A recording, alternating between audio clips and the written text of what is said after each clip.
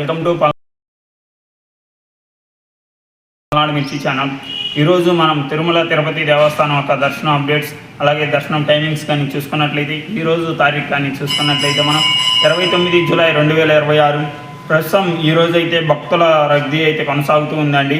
మనకి భక్తుల రద్దీ కానీ చూసుకున్నట్లయితే 31 కంపార్ట్మెంట్స్ ఫుల్ అయ్యి ఉన్నాయండి జనం అనేది.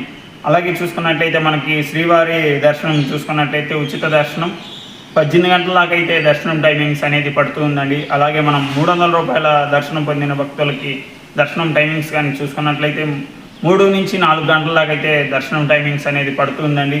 అలాగే చూసుకున్నట్లయితే ఎస్ఎస్టీ టోకెన్ పొందిన భక్తులకి దర్శనం టైమింగ్స్ కానీ చూసుకున్నట్లయితే 4 గంటల నుంచి 6 గంటల దాకా అయితే దర్శనం టైమింగ్స్ పడుతూ ఉందండి.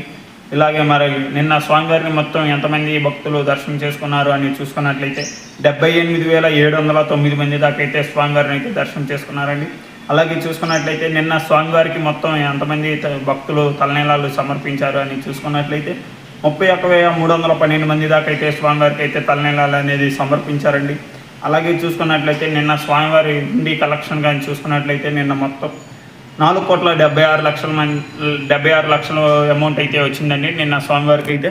అలాగే చూసుకున్నట్లయితే నిన్న మొత్తం స్వామివారి దగ్గర లడ్డూస్ అనేది ఎన్ని సేల్స్ అయ్యాయి అని చూసుకున్నట్లయితే 3,97,000 దాకా అయితే లడ్డూస్ అనేది సేల్స్ అయ్యాయండి. అలాగే చూసుకున్నట్లయితే నిన్న స్వామివారి అన్నప్రసాదం ఎంతమంది భక్తులు స్వీకరించారు అని చూసుకున్నట్లయితే 2,26,000 దాకా అయితే స్వామివారి దగ్గర అయితే లడ్డూ ప్రసాదాలు అనేది అన్నప్రసాదం అనేది స్వీకరించారండి.